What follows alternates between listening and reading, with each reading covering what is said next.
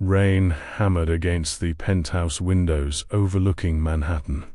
Victoria stood silently, her black dress clinging like armor, staring at the city below while thunder rolled across the skyline. "You're really doing this?" Dominic's voice was smooth as whiskey, edged with danger. "I am." Victoria didn't turn from the window. He moved closer, his presence magnetic and suffocating. "Look at me when I'm talking to you." She turned slowly, meeting his ice-blue eyes. He was beautiful in the most lethal wait-up jawline, perfectly tailored suit, that infuriating smirk. "You'll regret losing me, Dominic," she said quietly, each word deliberate. Something flickered in his eyes, then vanished. He stepped closer, tucking a strand of hair behind her ear with surprising gentleness. "Darling, .. double quotes, his lips curved into a cold smile. "I don't lose. I replace." Victoria felt something crack inside her chest, but her expression remained marble smooth. 3 years with Dominic Caruso had taught her how to hide every weakness. "Then I guess there's nothing left to say." She picked up her clutch and walked toward the elevator. "Victoria." She paused, finger hovering over the button. "Don't come back," he said simply. "I won't have to." The elevator doors closed on his confused expression. 6 months earlier, the Metropolitan Museum glittered with New York's elite. Victoria moved through the crowd with practiced grace, champagne flute untouched in her hand.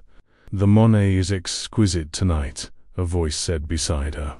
She turned to find a man who wore power differently than everyone else. While others preened, he simply existed, and space bent around him. "I prefer the Degas," Victoria replied, meeting his gaze directly. The discipline, the strength, hidden beneath grace. His lips curved. "You're smart enough to know who I am. Everyone knows Dominic Caruso. The question is whether they're smart enough to admit it." He laughed, genuine and surprising. "Victoria Ashford. Far too intelligent to waste your talents authenticating paintings for the tasteless rich. Your sources talk too much. They're paid too." He gestured toward the balcony. "Walk with me." She should have declined. Instead, she stepped into the fire. On the balcony, overlooking Central Park, Dominic turned to face her. "I have a proposition. I don't date criminals, Mr. Caruso. I'm not a criminal, I'm a businessman with complicated investments, and I'm offering you a job. Authentication, consulting, acquisitions. Someone with your expertise and discretion." He handed her a card-heavy stock, embossed lettering. "The pay is substantial, the work is legitimate, and the connections would set you up for life. And if I say no, then you say no, but you won't." His eyes held hunger and patience. "You're curious, and curiosity is the most dangerous and delicious thing in the world." He was right, and they both knew it. Present day. The elevator descended smoothly, Victoria's heart a war drum.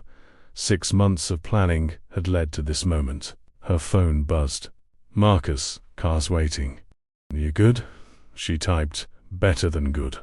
Phase 1 complete. In the Mercedes, Marcus asked, "How'd he take it?" Victoria stared at the city. Her city now. Exactly as expected. Arrogant, dismissive, perfect. "You sure about this? Caruso's not someone you want as an enemy." He stopped being anything to me the moment he said those words. She opened an encrypted app filled with files, 3 years of ammunition. He taught me everything I need. How to move money, how to build loyalty, how to make people disappear. Metaphorically, right? She didn't answer. The car stopped at a Brooklyn brownstone. Inside, her team waited. Sophia, brilliant and overlooked. James, the accountant who'd watched Dominic's betrayals. Diana, the lawyer who knew where everybody was buried. "Well?" Sophia asked. Victoria removed her coat. He bought it. He thinks I'm heartbroken and defeated. Then let's show him destroyed.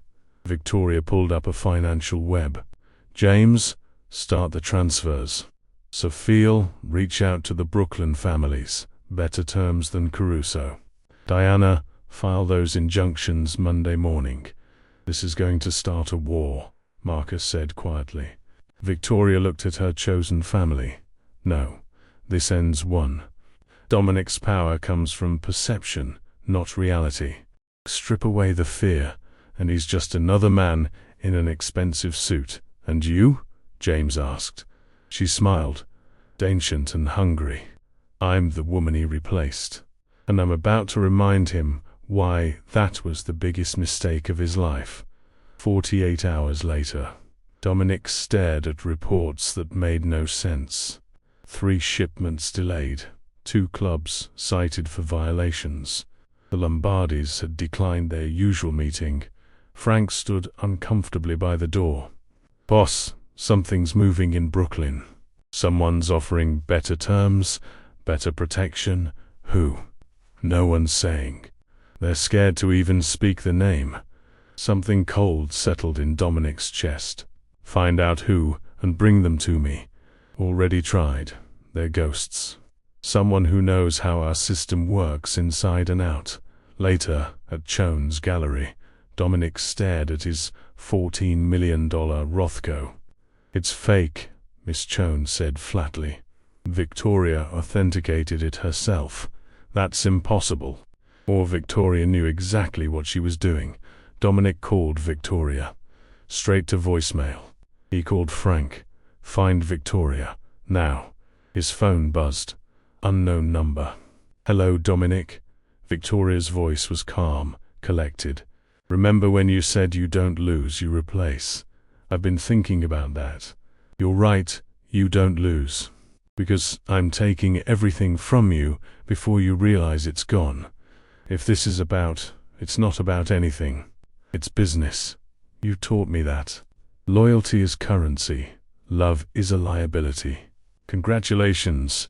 You've created a monster in your image. I will find you. Of course you will. I'm not hiding. Check your offshore accounts, the Caymans, the ones you thought no one knew about. She hung up. His financial manager answered, shaking. Mr. Caruso, they're empty. Transferred out in the last 72 hours. How much? $47 million, sir. The phone nearly shattered in Dominic's hand. 3 years of Victoria, learning every secret, every account, every weakness. 3 years of thinking she was just a beautiful distraction. Dominic started to laugh, no humor in it whatsoever. The game had begun. The Brooklyn war room hummed with energy. Screens displayed real-time data from Dominic's crumbling empire. He's calling everyone, Sophia reported, trying to plug the holes. Victoria sipped her coffee black, like Dominic studying the screens. Let him. Every call shows desperation. Every person he contacts is someone we can flip. Marcus entered with a tablet. The Lombardi meeting is confirmed, tomorrow night. They're bringing Carlo and his son, both of them. They're taking this seriously. Victoria pulled up a file. The Lombardis paid Dominic 30% for South Brooklyn. I'm offering 15% plus guaranteed police non-interference. How can you guarantee that? James asked. Because police captains have mortgages, sick parents, kids in private schools. They don't want money. Money is traceable. They want solutions to problems. I provide solutions. Leverage, Diana said slowly. Sustainability.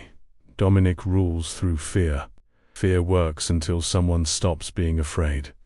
I'm building a network where everyone wins just enough to stay loyal. Victoria zoomed in on a map. Red dots marked Dominic's territories. Blue dots, her acquisitions, spread like infection. Fear is a sprint. Self-interest is a marathon. Surveillance footage showed Dominic emerging from his office, flanked by security. Tension radiated from his shoulders. Rattled, Marcus observed. No, he's recalibrating. That's what makes him dangerous. Victoria's phone buzzed. Unknown number. I underestimated you. Dominic's voice filled the room. That was my mistake, one of many. The 47 million is nothing. The money was never the point. It was to get your attention. How many calls have you made? How many people assured you of their loyalty? Silence. Loyalty assured is loyalty questioned. You taught me that. What do you want? I already told you. Your throne, over my dead body, if necessary. But I'd prefer not to. Walk away, Dominic. Take the 5 million I left you, and leave New York. I built this city from blood and ash. I'm not walking away because my ex-girlfriend is having a tantrum.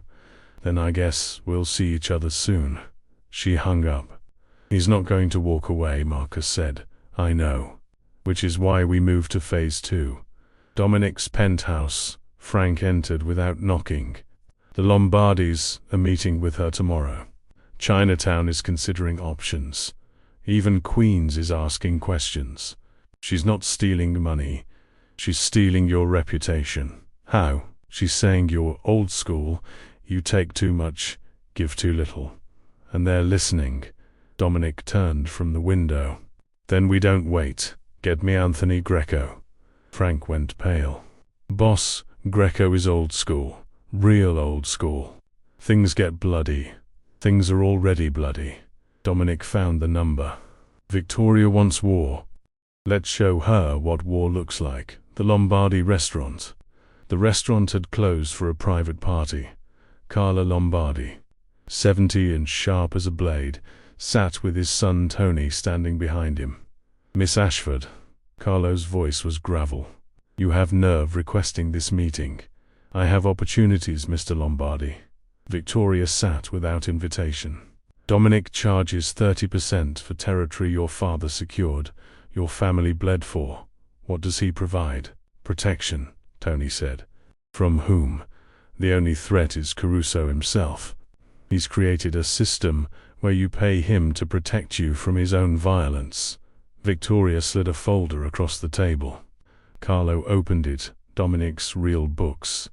These are Caruso's financial records, Carlo said slowly. Some of them. The rest are available if you hear me out. 15% instead of 30%. Full autonomy.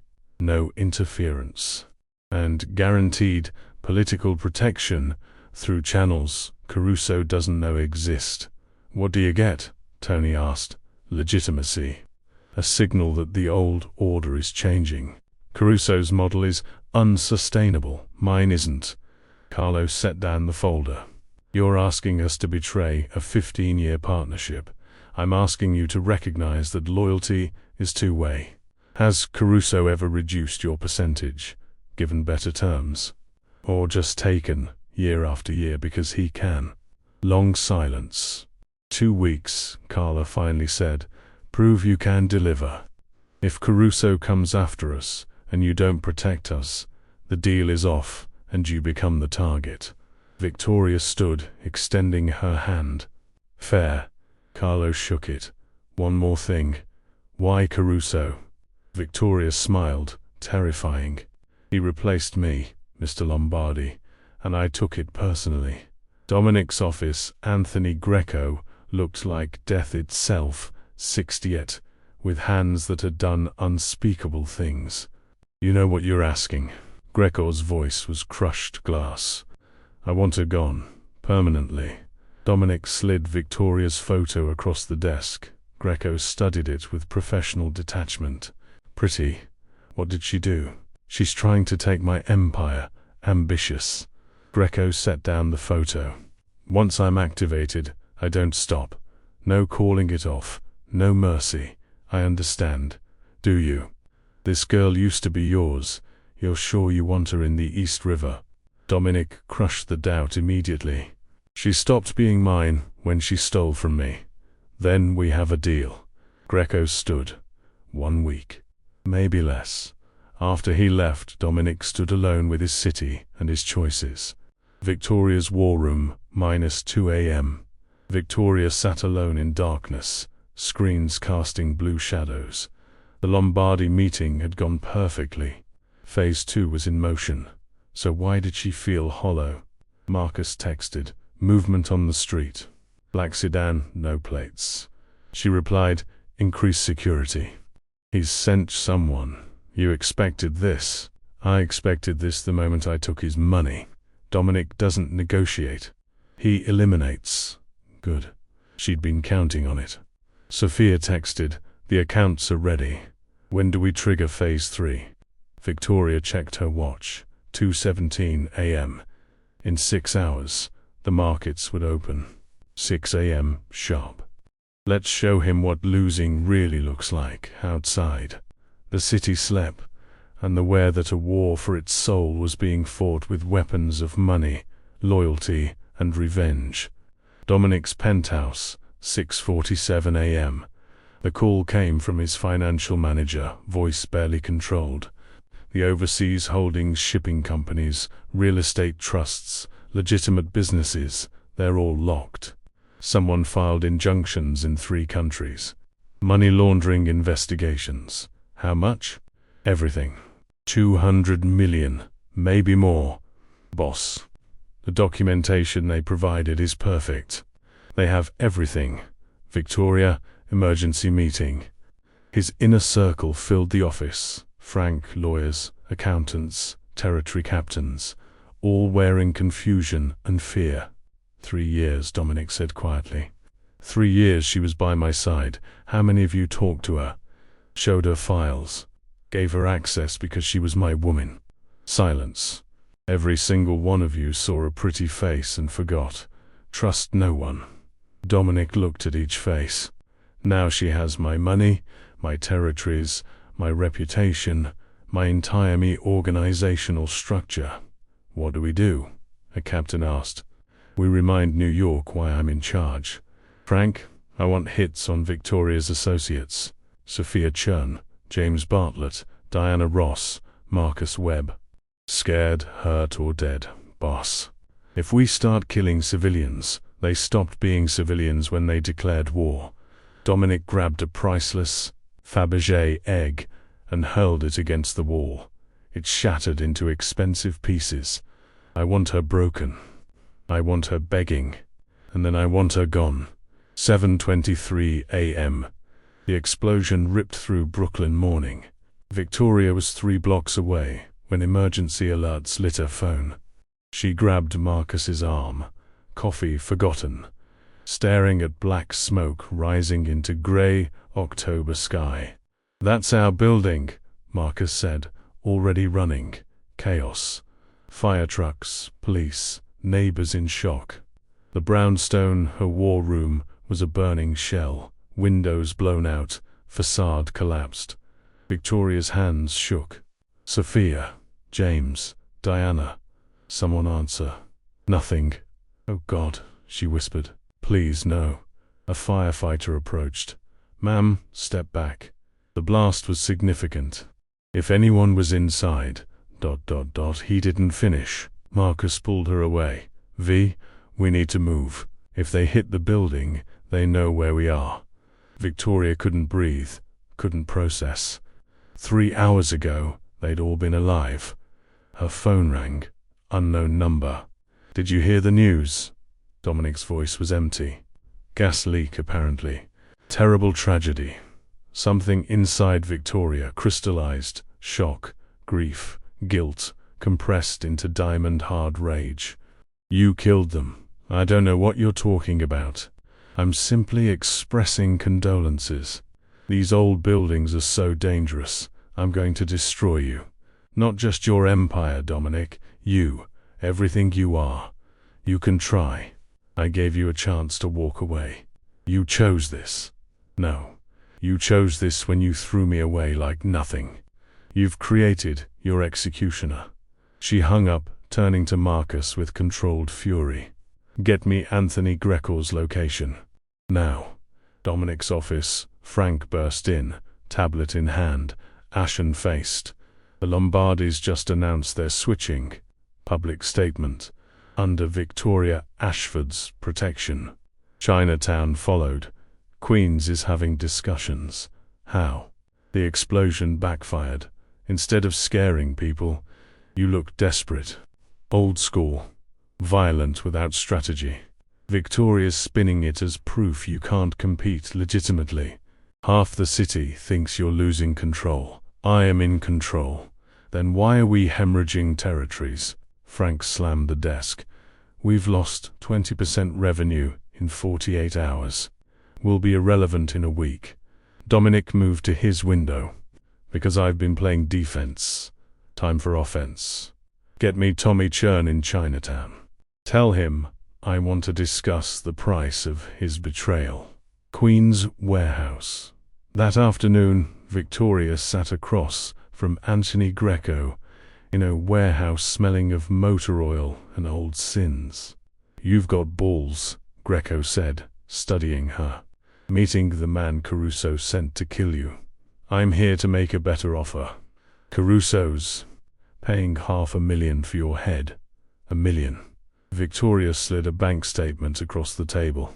And immunity when this is over. Dominic's empire is collapsing. In 2 weeks, he'll be too broke to pay you. I'm ascending. Work for me instead, steady employment for years. You're asking me to betray a contract. I'm asking you to be practical. Bad investments lose money. Dominic is a bad investment.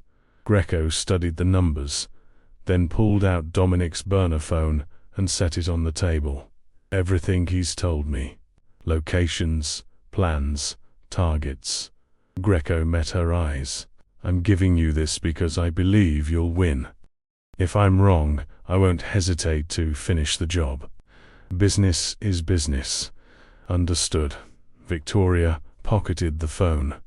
The explosion this morning. Was that you? That wasn't me. Caruso used someone else. Sloppy. Amateur. I don't kill civilians.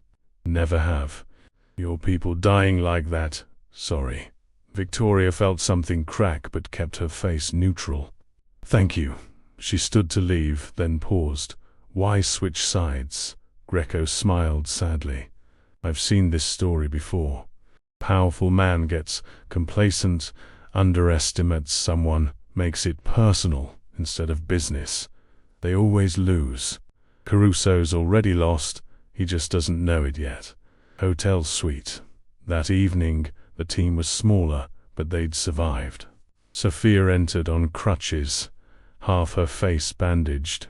James followed, arm in a sling. Diana, physically unharmed, but haunted. What are you doing here?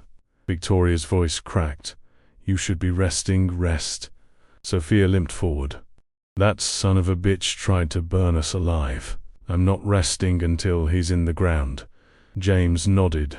I've been calculating. With assets frozen and territories switching, he's burning cash. Maybe 10 days before he can't make payroll. Legally, Diana added, voice steady despite haunted eyes, he's exposed. The injunctions triggered automatic investigations in 4 countries. Even if he wins, he'll spend a decade in court. Victoria looked at her family and felt hope. Then, let's finish this. Sophia, coordinate with new territory as if Dominic's planning hits. We need countermeasures. James, find his cash reserves. Every account. Diana, criminal charges. Real ones, and you? Marcus asked. Victoria pulled up a map marked with locations from Greco's phone. I'm going to hit him where he lives. Dominic's penthouse, 11:47 p.m., security alert at midnight. Someone breached the perimeter using codes only Dominic's inner circle should have. Frank appeared, weapon drawn. Boss, someone's coming up. How many? Just one. It's her. The elevator chimed. Victoria stepped into his penthouse like she still lived there, which she always had. You couldn't share 3 years and not leave ghosts. She wore black tactical pants, fitted jacket, hair loose. An avenging angel. Hello, Dominic. Frank moved to intercept. Dominic raised a hand. Leave us. After Frank left, Dominic moved to his bar. Drink?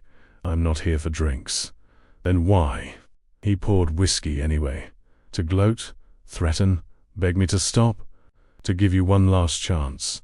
You tried to kill my people, Dominic. Civilians who never hurt anyone. That's not business. That's terrorism. They chose to stand with you. That makes them soldiers. That's the difference between us. You see assets or obstacles. I see people. It's why I'm winning and you're losing, Dominic laughed. You've stolen money and turned some families. That's the opening move, you're right. Victoria set a tablet on his bar. This is the opening move. He looked. Bank accounts, his secret accounts, emergency reserves, 20 years of squirreled money. All empty. How? You told me once you kept emergency cash in 3 places. You told me 3 months into our relationship, after wine and not enough sleep. Showing off. I remembered every word. That's $160 million was combined. With the 200 million frozen, the 47 million I took initially, and lost revenue. Victoria did the math. You're broke. Enough for maybe a week of operations. After that, you can't pay your people, maintain properties, fight this war. He stared at her. You've been planning this since the beginning. No, I loved you. Genuinely, completely, stupidly. The planning started the day you said I could be replaced. That's when I realized I'd given everything to a man who saw me as an accessory. Victoria, don't. I came to offer mercy. Walk away tonight. I'll give you 5 million. Enough to disappear, start over. Your men become mine. Your territories become mine. Your empire becomes mine. And you become a memory. And if I refuse, Victoria's eyes were ancient. Then I stop playing by rules. I have allies ready to move on your territories. Enough dirt to put you in federal prison for lifetimes. And I have this. She pulled out Greco's phone. Your hitman decided I was the better investment. I know everything you're planning. You're not just losing, Dominic. You've already lost. This is me being kind enough to let you choose how it ends. Dominic looked at this stranger wearing Victoria's face and realized she was right. I don't lose, I replace, he quoted softly. You already did. Victoria headed for the elevator, then paused. For what it's worth, I didn't want this. I wanted us. But you taught me love is a liability and loyalty is currency. So I chose to be rich instead of happy. Just like you. The elevator doors closed. 48 hours later, the meeting took place in neutral territory.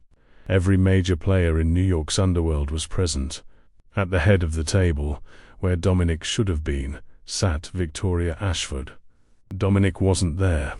That morning, he'd been seen at LaGuardia, boarding a plane to the Caymans with Frank and a handful of loyalists. They'd left with nothing, no money, no power. Just their lives and whatever Victoria had allowed. The king was dead. Long live the queen. The old ways are finished, Victoria said. Protection rackets, excessive percentages, rule through fear, it's done. We're building something new, sustainable. Equal partnerships, reasonable terms, mutual benefit. Anyone who can't accept that is free to leave. Carlo Lombardi raised his glass to the new order. The others followed. To survival, to profit, to Victoria. Later, alone in Dominic's penthouse, her penthouse, now Victoria stood at the window, looking out at the city she controlled. Her phone buzzed. Unknown number. You won. Are you happy? She typed slowly. You taught me happiness is for people who can't afford power. I guess I'm following your example. No response came.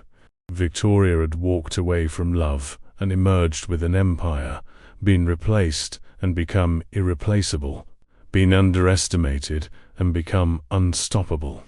But standing in the silence of victory, surrounded by everything Dominic had lost, she realized revenge was satisfying, but not the same as happiness. Power was intoxicating, but couldn't fill the hole where love used to be. She'd won the war, but in winning, she'd become what she'd hated. Someone who saw the world in assets and obstacles, who measured worth in currency and loyalty.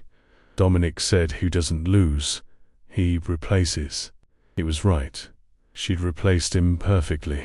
And that, Victoria realized as city lights blurred through unexpected tears, was the cruelest victory of all. 6 months later, March 2026, the view from the penthouse hadn't changed, but Victoria had.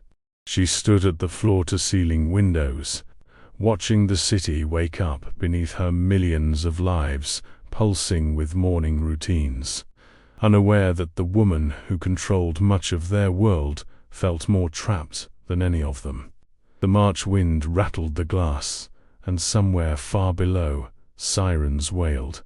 Another emergency, another crisis, another day in the empire she'd built on the ruins of Dominic Caruso's kingdom.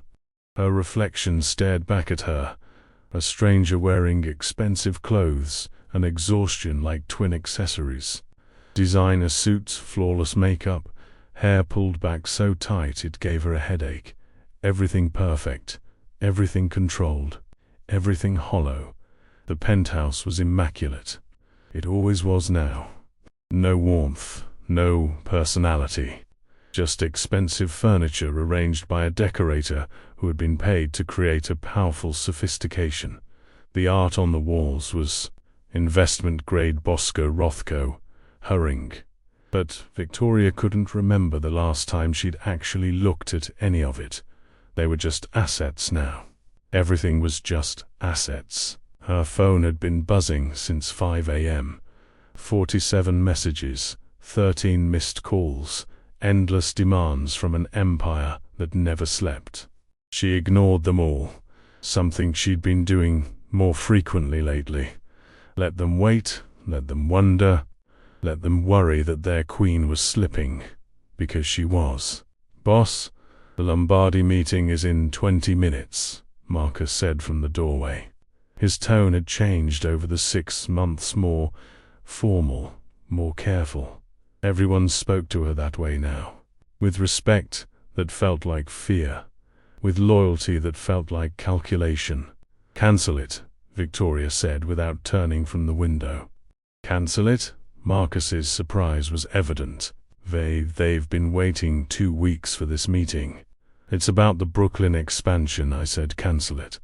Her voice carried the edge she'd perfected, the one that ended discussions, that made grown men step back, that reminded everyone she was Dominic's equal in everything except mercy.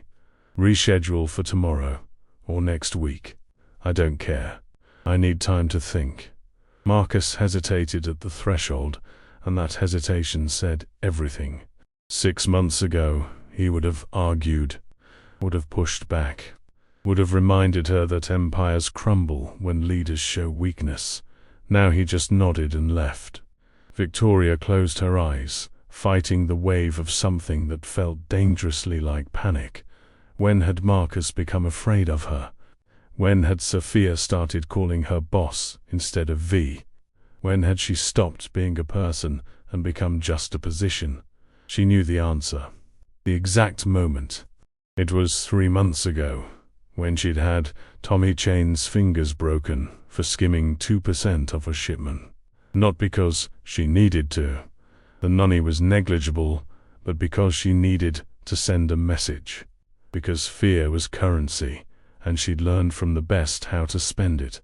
Tommy had screamed. She'd watched without flinching. And when it was over, when Marcus had taken Tommy away to a hospital, Victoria had gone back to her office and thrown up in her private bathroom for 20 minutes. That's when she knew. She'd become exactly what she'd hated. Exactly what Dominic had been. A monster in expensive clothes, ruling through fear, measuring worth in power and control. Her phone buzzed again. She grabbed it, ready to throw it against the wall, then saw the screen. "Sophia, are you okay?" You've been distant lately. We're worried about you. We're worried. Not I'm worried. The carefully plural language of subordinates discussing their boss. Victoria remembered when Sophia used to text things like "want to grab coffee" or "you look like you need a drink." When had their friendship become so formal, so careful? She typed back, "I'm fine, just tired." The lie came icily now. Everything was a lie. "I'm fine. This is what I wanted. I'm happy." All lies repeated so often she'd almost convinced herself. Her laptop sat open on the marble kitchen island, screen glowing with spreadsheets and organizational charts. The empire reduced to data and hierarchies. She'd been reviewing it at 3 a.m. when sleep refused to come, which was most nights now. Instead of looking at the work awaiting her, Victoria clicked on a different folder. One she'd labeled archive, but might as well have called torture. Security footage from Dominic's last night in New York. She'd watched it 17 times, maybe 18. She'd lost count somewhere around the 2-month mark when watching it had become a nightly ritual, like rosary beads for sins she couldn't confess. The video played. There was Dominic walking across the tarmac at LaGuardia at 4:37 a.m. The timestamp glowed in the corner, marking the exact moment her victory became complete. Frank was beside him, carrying a single duffel bag. That was it. 15 years of ruling New York, and Dominic Caruso left with one bag and one loyal friend. But it was the pause that killed her every time. Right before boarding the private jet Pid 4 with the $5 million Victoria had allowed him to keep, Dominic stopped, turned back toward Manhattan, toward the skyline, toward her. The camera was too far away to see his expression clearly, but Victoria had memorized that pause, had analyzed it frame by frame, like a detective searching for evidence. What was he thinking? Regret? Relief? Hatred? Or the same hollow emptiness she felt now? He stood there for 7 seconds. She'd timed it. 7 seconds of a man looking at everything he'd lost. Then he climbed the stairs and disappeared into the plane. The footage ended. Victoria replayed it. Again. The pause. The turn. The disappearance. "Miss Ashford?" A voice from the doorway made her jump. Rosa, her housekeeper, stood uncertainly. "I'm sorry to disturb you. Would you like breakfast?" "No, thank you, Rosa. You didn't eat dinner last night. Or lunch." Concern flickered across Rosa's face. Real concern, not the calculated kind Victoria got from everyone else. "Please, just some fruit." Some coffee?" Victoria looked at this woman who cleaned her penthouse and worried about her health, and felt a sudden desperate urge to confess everything. To tell Rosa that the powerful woman she worked for felt like she was drowning. That every morning Victoria woke up and couldn't remember why any of this mattered.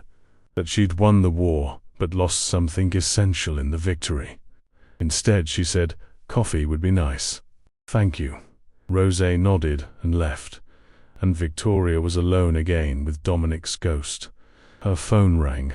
Unknown number. Her heart jumped. A Pavlovian response she hated. For 6 months, every unknown number had made her think, him. It was never him. She answered anyway. "Victoria Ashford. Miss Ashford."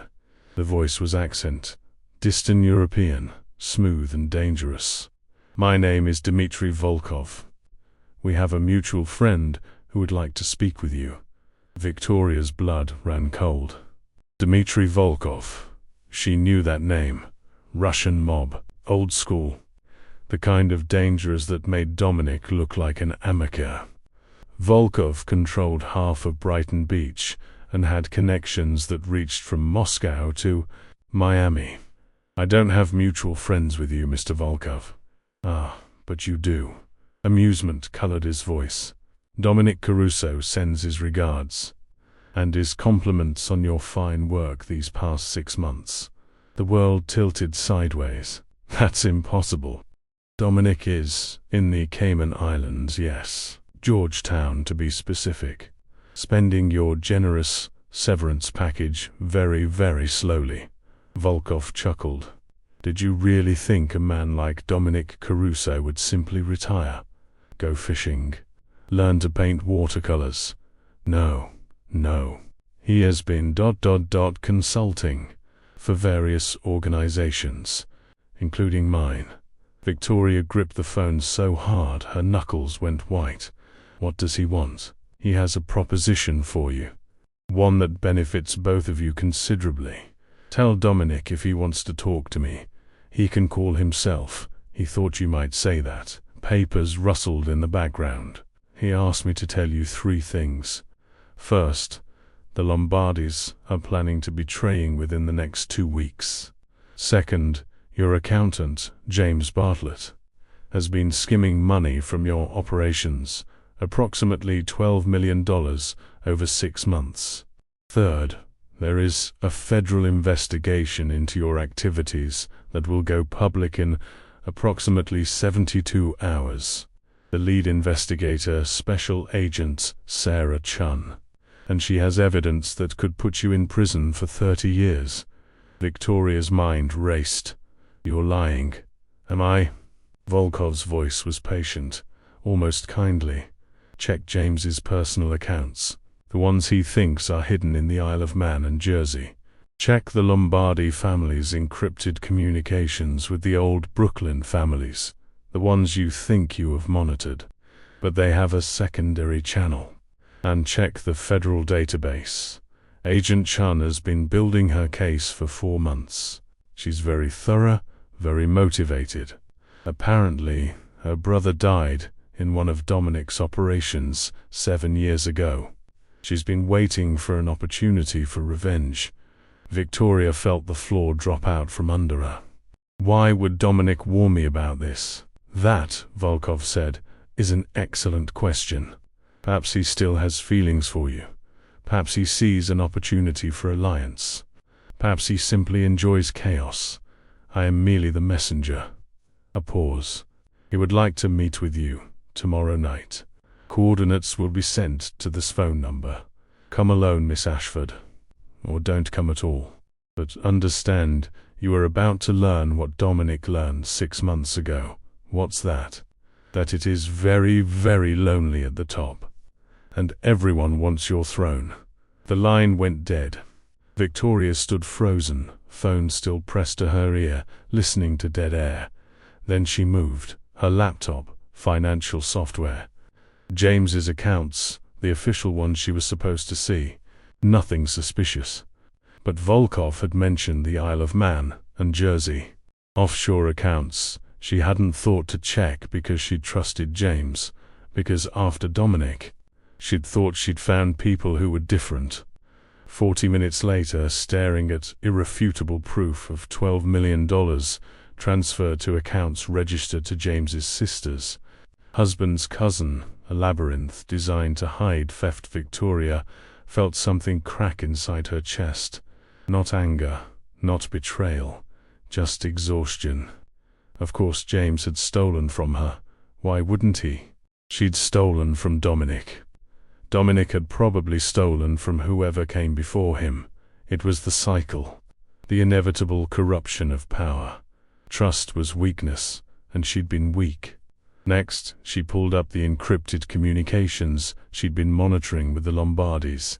Everything looked normal. Respectful check-ins, territory updates, financial reports. But Volkov had said secondary channel. Victoria spent 3 hours tracing digital breadcrumbs, using techniques Sophia had taught her, following ghost signals and buried metadata. And there it was, a separate communication system, running parallel to the one Victoria monitored, hidden in plain sight. She opened the messages and felt her stomach drop. Carlo Lombardi to Antonio Russo. The Ashford situation needs resolution. She's too young, too unstable. We need someone with experience. Antonio Russo to Carlo. Frank Russo is ready to step in. He has Volkov's backing and promises from the old families. 2 weeks, Carlo. We make our move in 2 weeks. Frank, Dominic's former second-in-command. The man who'd left with him, who'd been loyal for 2 decades. Of course, loyalty had a price, and apparently 6 months of poverty in the Caymans had exceeded Frank's budget. Victoria sat back, the city lights blurring through the windows. Everything Volkaev had said was true. Everything Dominic had warned her about. The federal database was harder to access, but Victoria had contacts. By midnight, she had confirmation. Special Agent Sarah Chun, FBI Organized Crime Task Force, had indeed been building a case. Victoria's name appeared 47 times in the file. Surveillance photos, financial transactions, witness statements. They had her. In 72 hours, her empire wouldn't fall to betrayal from within. It would be dismantled by the law. Victoria's phone buzzed with a text message. Coordinates: 40.7589N, 73.9851W. Roosevelt Island. Tomorrow night, midnight. She stared at the numbers, knowing she shouldn't go. Knowing it could be a trap. Knowing that every instinct screamed danger. But Dominic had warned her. Had reached out across 6 months of silence to save her from the same fate she'd inflicted on him. Why? Victoria's office 2 a.m. sleep was impossible, so Victoria worked, or tried to. Mostly, she stared at reports without seeing them, her mind replaying 6 months of decisions, wondering where it had all gone wrong. No, she knew where. It went wrong the moment she'd chosen revenge over love. The moment she'd walked away from Dominic's penthouse with a plan for destruction instead of healing. A soft knock on her door. Marcus entered, looking exhausted. He'd been up all night too. Good soldiers always matched their commander's hours. Can't sleep either, he asked, dropping into the chair across from her desk without ceremony. It was the first casual thing he'd done in months. Too much to think about, Victoria admitted. The Lombardi situation. How did you? I'm head of security. It's my job to know. Marcus leaned forward. I found the secondary communication channel 3 days ago. I've been trying to figure out how to tell you. Victoria felt a flash of anger, quickly replaced by relief. You knew. Why didn't you? Because you've been different lately. Distant. I wasn't sure if you'd listen, or if you'd shoot the messenger. Marcus's honesty was brutal. The woman you've become these past 6 months.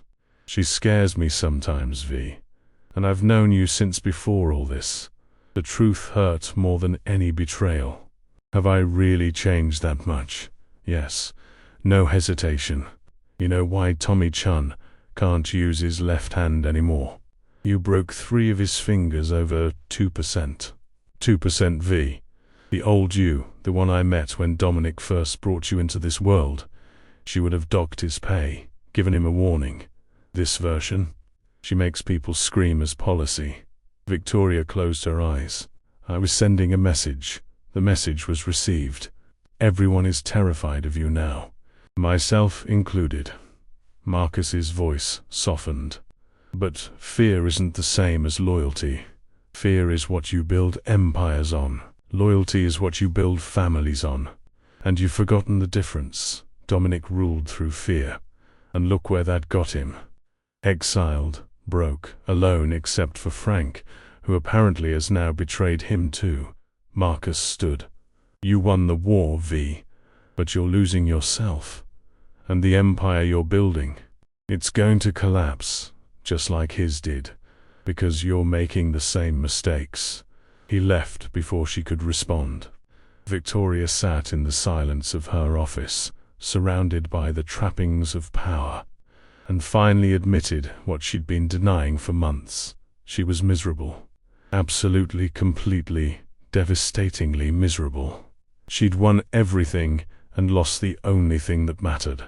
The next morning to 8 a.m., Victoria called James into her office. He arrived looking nervous.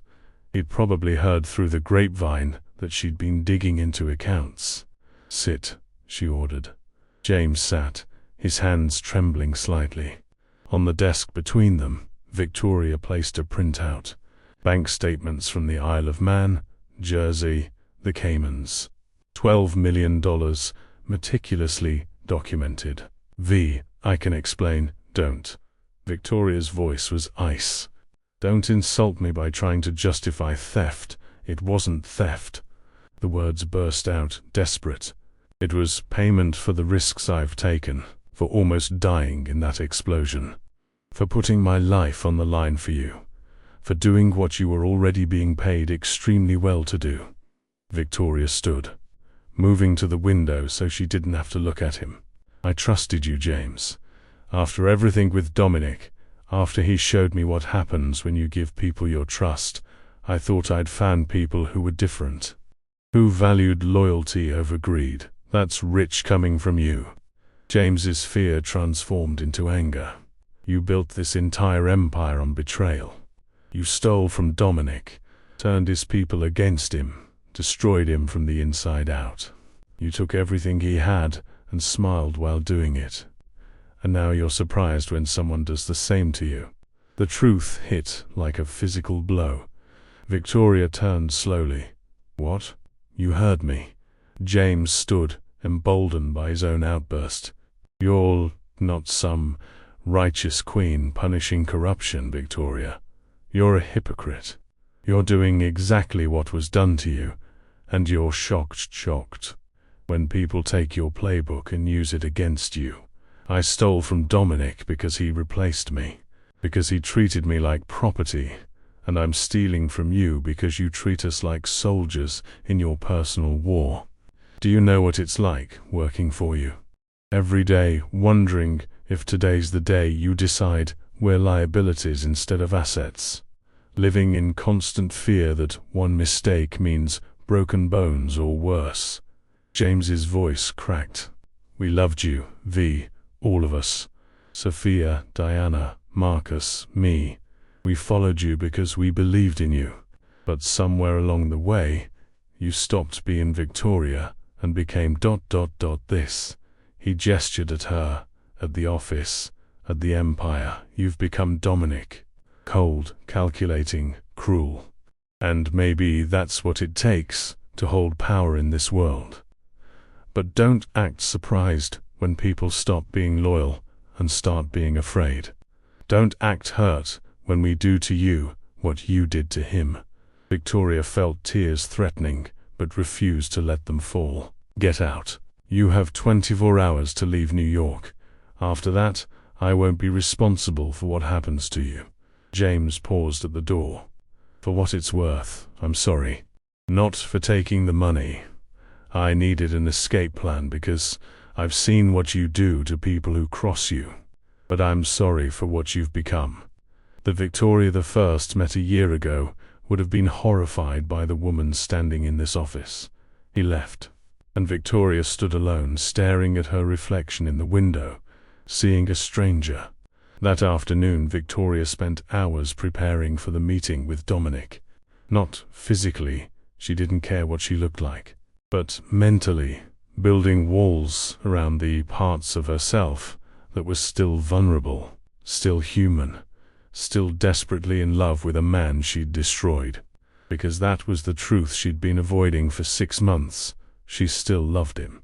She loved him when she was stealing his money. Loved him when she was turning his allies against him. Loved him when she was watching his empire collapse, brick by brick. The love never stopped, just transformed into something sharp and poisonous, something that wanted to hurt him as badly as he'd hurt her. And in hurting him, she'd hurt herself. Mortally. At 8 p.m., Sophia knocked on her door. She'd been crying, mascara smudged, eyes red. "James told me what happened," Sophia said without preamble. "Is it true? About the money?" "Yes. And you're banishing him. What would you have me do, Sophia? Let him steal from us without consequence?" "Us?" Sophia laughed bitterly. When did we become us instead of friends? When did this become about power and territory instead of survival? Victoria felt her defenses rising. We're at war. No, we're not. Sophia's voice rose. The war ended 6 months ago, when Dominic left. What we're doing now, this isn't war. This is empire building. And it's turning you into something I don't recognize. Then, maybe you should leave too. The words hung in the air, cruel and final. Sophia stared at her, tears streaming freely now. You know what's sad? Dominic was a monster, but at least he knew what he was. You're becoming a monster while still thinking you're the hero. She left, and Victoria was alone again. Roosevelt Island, 11:47 p.m. Victoria arrived early, Marcus trailing 50 yards behind, despite her orders to come alone. She'd compromised. He could watch from a distance, but no closer. The abandoned smallpox hospital loomed against the night sky, Gothic ruins that had once housed the dying and desperate. Now it housed only ghosts and memories. Victoria walked through the broken archway, her footsteps echoing on crumbling stone. The East River whispered below, black and cold under the March moon. You came. She spun toward the voice. Dominic stood in shadow, and Victoria's breath caught in her throat. He looked different, fundamentally, essentially different. The expensive suits were gone, replaced with worn jeans and a leather jacket. His hair was longer, touching his collar, with grey threading through the temples. He'd lost weight, not much, but enough that his face looked sharper, older, more human. But it was his eyes that shocked her. The ice blue that had once been so calculating, so cold, now looked ... tired, sad, real. You knew I would, Victoria managed. Did I? Dominic stepped into the moonlight. The Victoria I knew would have sent Marcus to put a bullet in my head. The Victoria you've become ... double quotes. He studied her face. I don't know her. You created her. No. His voice was gentle, which somehow hurt more than anger would have. You created her. I just provided the education. There's a difference. They stood in the ruins 5 feet apart, but it might as well have been miles. Why am I here, Dominic? Because you're about to lose everything, and I'm the only person who understands what that feels like. He pulled a tablet from his jacket, offering it to her. Frank Russo, your accountant, the Lombardis, Agent Chen. It's all connected, Victoria. Someone's orchestrating your downfall the exact same way you orchestrated mine. Victoria took the tablet, scrolling through files. Financial records, communications, surveillance photos. A complete dossier of the conspiracy against her. Frank, she whispered. But he left with you. He was loyal. 20 years, Dominic said quietly. Frank was loyal for 20 years. And then I lost everything, and suddenly loyalty wasn't enough. He wanted his empire back. And when I wouldn't give it to him, he decided to take yours instead. How did you find all this? Volkov. He's one of the few people I trust. And when Frank approached him for backing, Volkov told me, we'd been tracking Frank's movements for 3 months. Dominic moved closer. He's good, Victoria. Almost as good as you. In 2 weeks, you would have been overthrown, arrested, or both. Everything you built would belong to Frank.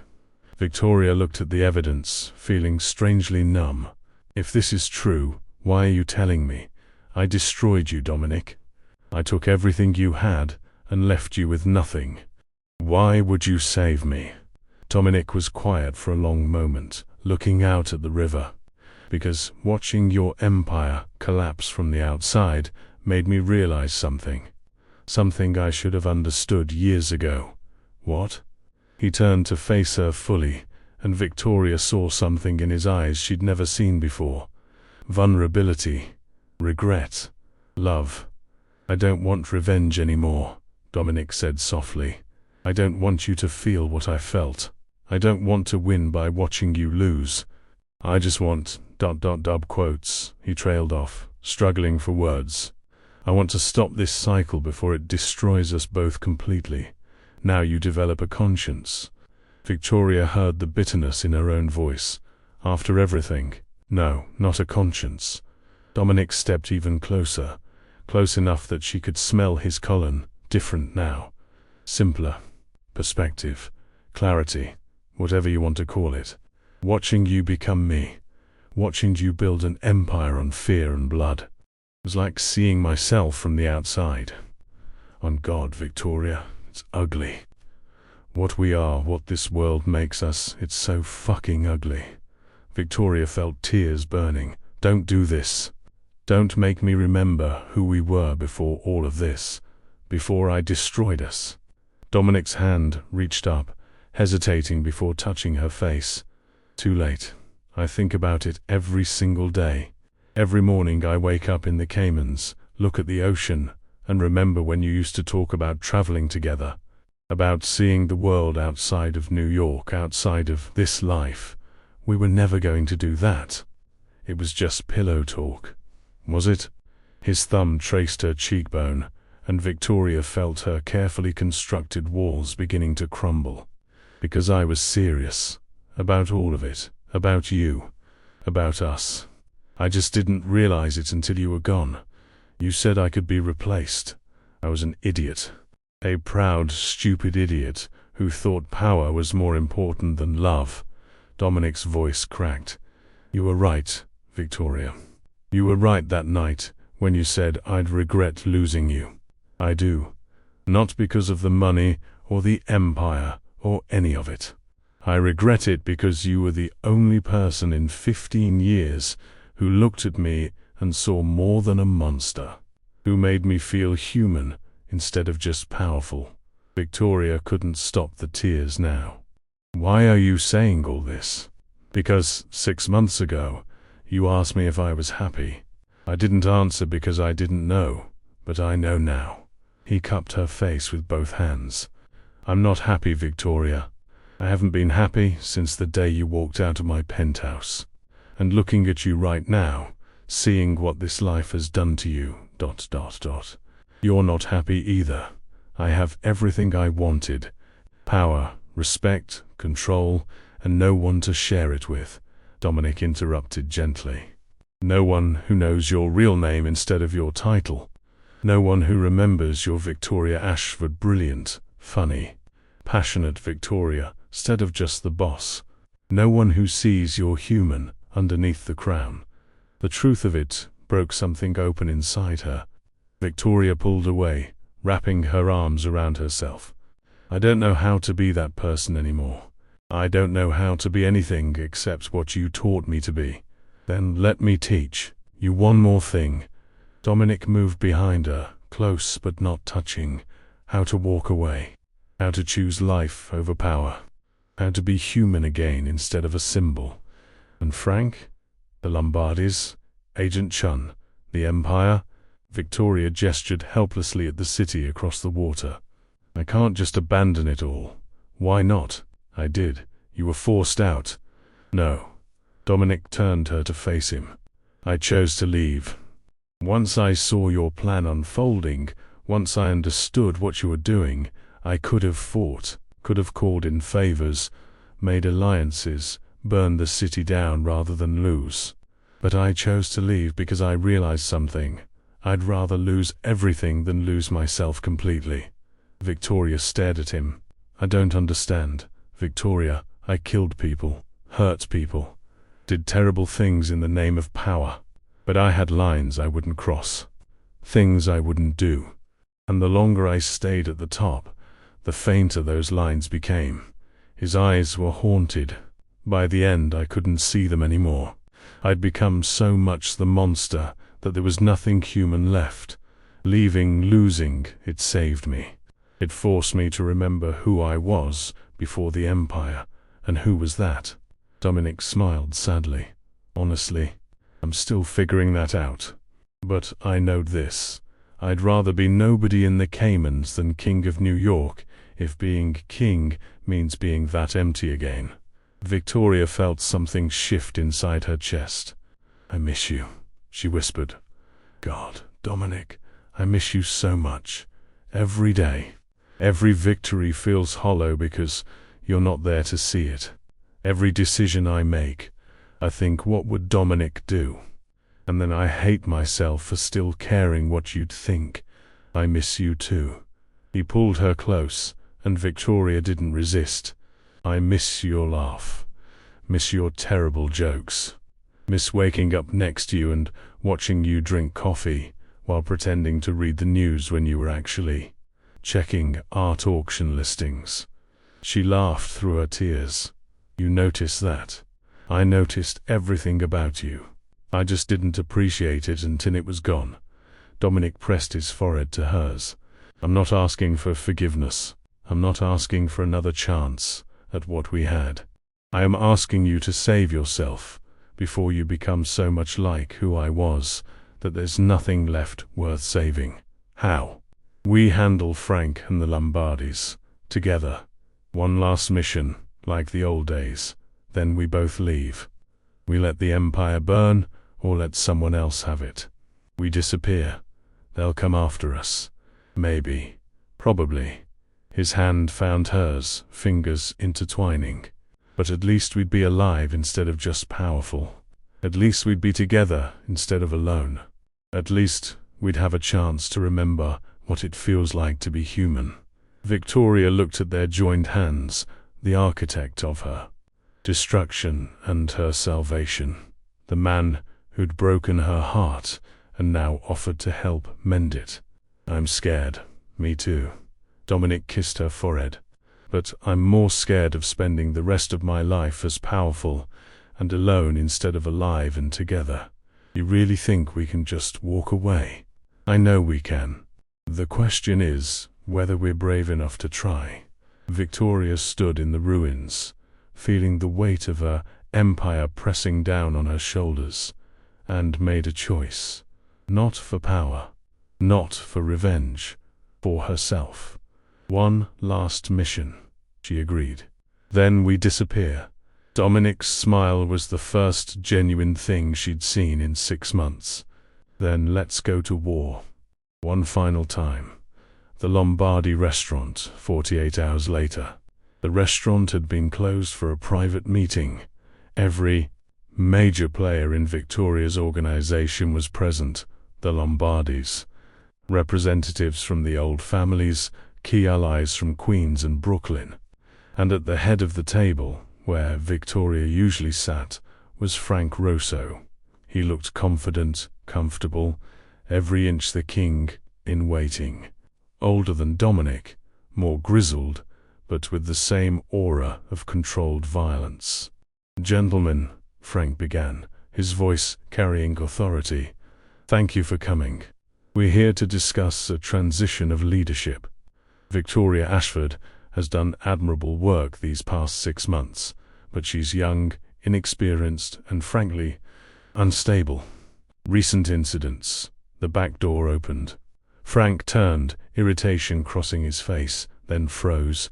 Victoria walked in through the kitchen entrance, and beside her, looking like a ghost risen from exile, was Dominic Caruso.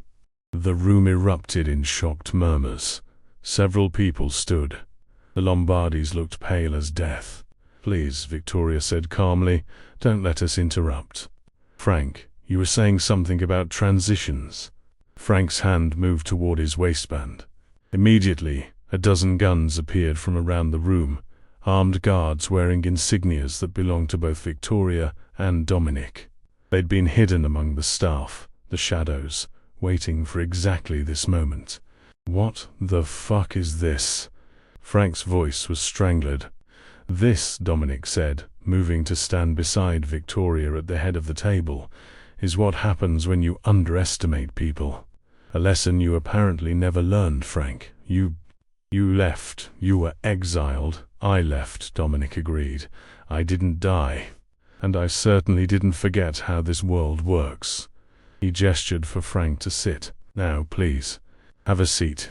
We have a lot to discuss." Frank sat slowly, his eyes darting around the room, calculating odds and finding them all terrible. Victoria placed a tablet on the table, pulling up financial records. 6 months ago, when Dominic left New York, you told him you'd be loyal, that you'd rebuild together, that his exile was temporary, and for 3 weeks, Dominic continued, you actually meant it. Then you met with Dmitry Volkov, then the Lombardis, then the old families, and slowly a plan formed. You would take Victoria's empire, Victoria said, use it as a launching pad to rebuild what Dominic had lost, become the new king of New York. Smart plan, Frank. I almost didn't catch it. Almost. Dominic smiled without humor. Except, Victoria is better at this game than you realized. And I've been watching from the Caymans, helping her track every move you made. Carlo Lombardi found his voice. You two. You're working together. Surprising, isn't it? Victoria looked at Dominic. Turns out when you stop trying to destroy each other, you can accomplish quite a lot. Dominic pulled up another file on the screen. Frank, these are your bank accounts, the ones you were going to use to fund your coup. Notice anything different? Frank's face went from red to white. Yours were secure, so were mine, Victoria said dryly. I learned from the best how to steal secure money. Those accounts are now empty. Every dollar transferred to a charity for victims of organized crime. I thought it was poetic, but that's not all, Dominic continued. The Lombardi's communications with the old families. We have transcripts. Your meetings with Volkov. Recorded. The weapons you were stockpiling for the coup. Confiscated. The dirty cops you were going to use. They've been given better offers from us. Victoria leaned forward. In short, Frank, you have nothing. No money, no allies, no weapons, no plan. You're finished. The room was silent, except for Frank's ragged breathing. Here's what's going to happen, Dominic said. Frank, you're going to leave New York. Tonight. Within the next 3 hours, you'll be on a plane to, let's say, Manila. I hear it's nice this time of year. And the Lombardis, Victoria continued, looking at Carlo, you're going to continue operating under the terms I originally offered. Fair percentages, autonomy, protection. But understand this. This is the last betrayal we forgive. The absolute last. The next one ends in blood. Carlo nodded quickly, relief washing over his face. His son Tony looked like he might be sick. As for everyone else, Dominic stood, commanding the room's attention with the ease of 15 years' practice. Victoria and I are making some changes. New leadership structure, new rules, and absolutely zero tolerance for disloyalty. Victoria stood beside him. You all chose sides in this conflict. Some of you backed Frank, thinking he was the safe bet. Others stayed loyal to me. We know who did what.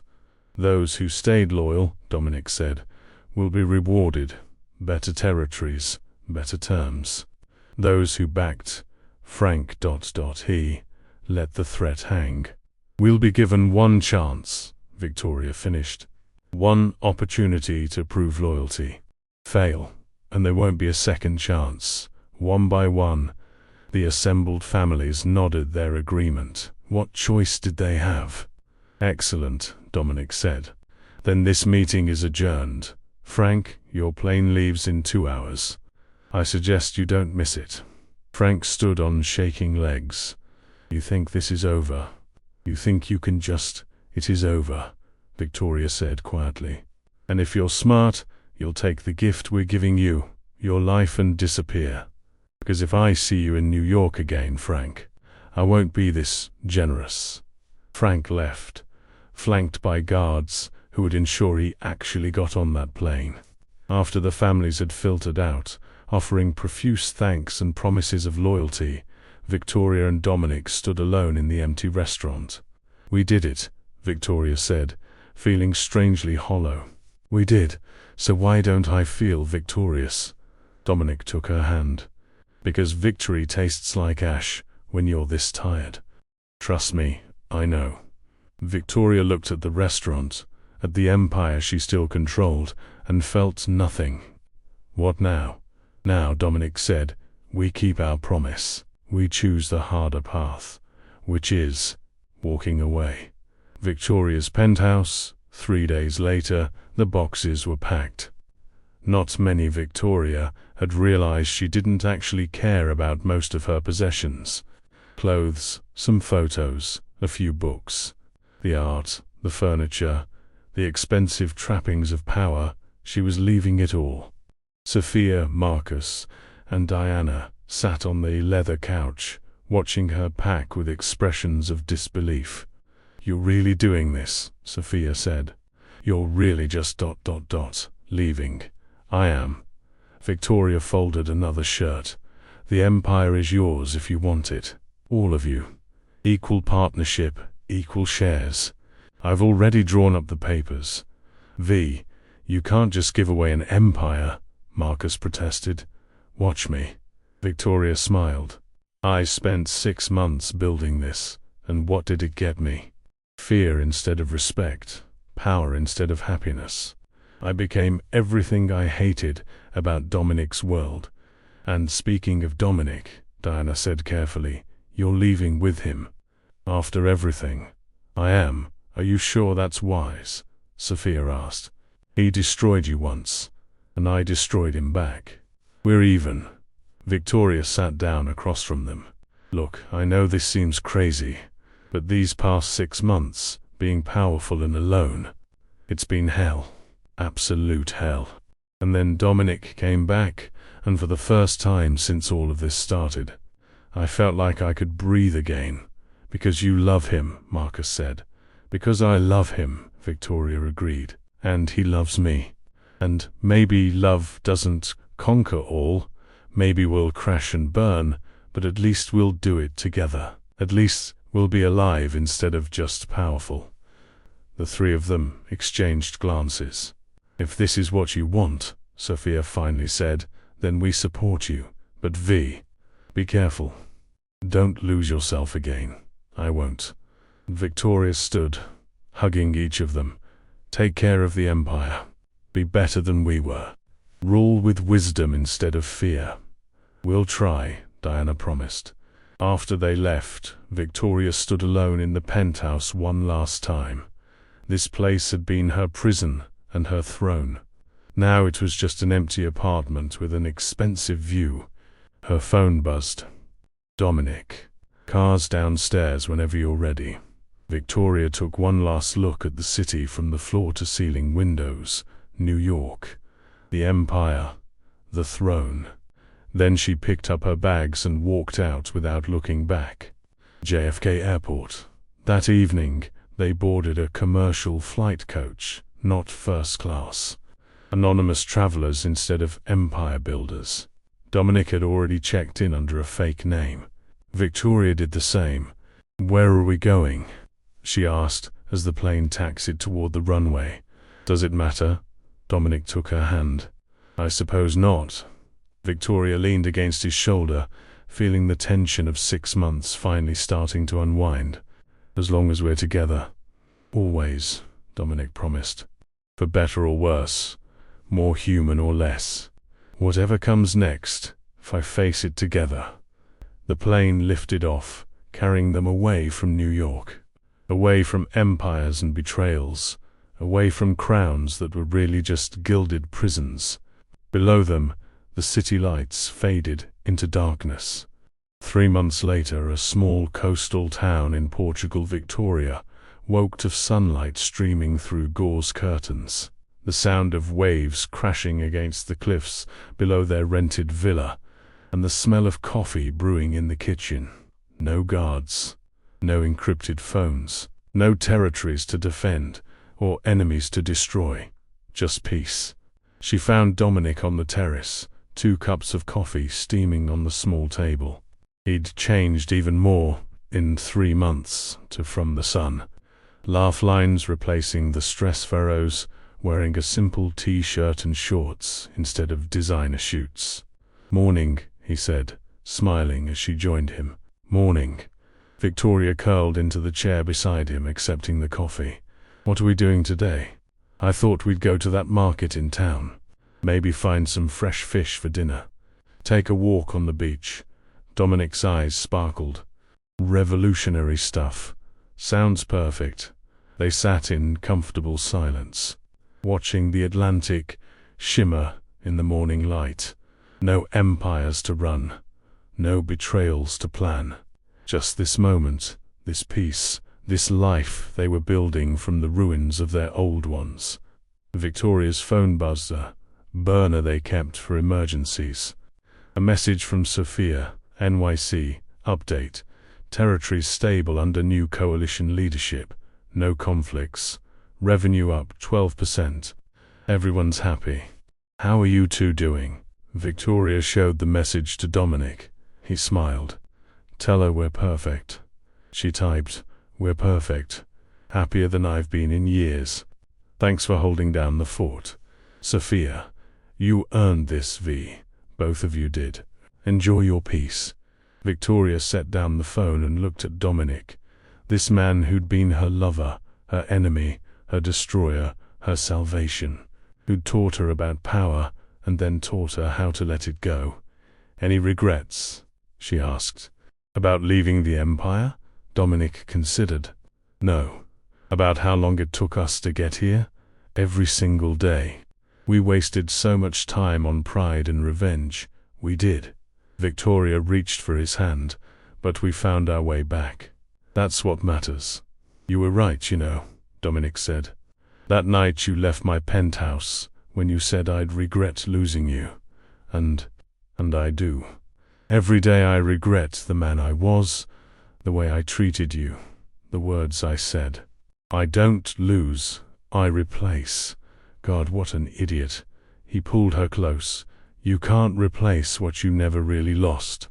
We just had to lose everything else to find each other again." Victoria kissed him softly. "Poetic. You've gotten better with words. I learned from the best." They sat on the terrace as morning brightened.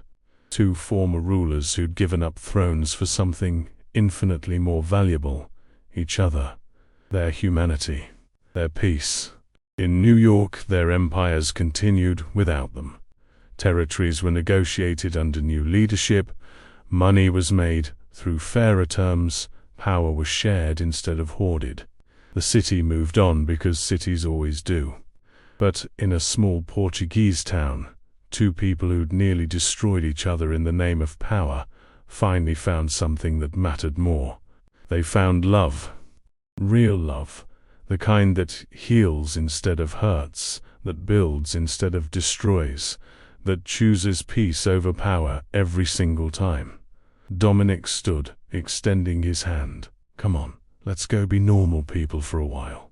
Buy some fish, walk on a beach, argue about what to cook for dinner." Victoria took his hand, laughing. "That sounds absolutely perfect." They walked into the villa together, leaving their coffee cups on the terrace, their phones forgotten, their past fading into memory. Because some stories don't end with victory or defeat. Some stories end with two people choosing life over death, love over power, tomorrow over yesterday. And as the Portuguese sun climbed higher, warming a small villa where two former enemies had become lovers again, the world kept spinning. New York found new kings and queens. The empire adapted and survived. Life moved forward. But for Victoria and Dominic, the real story was just beginning.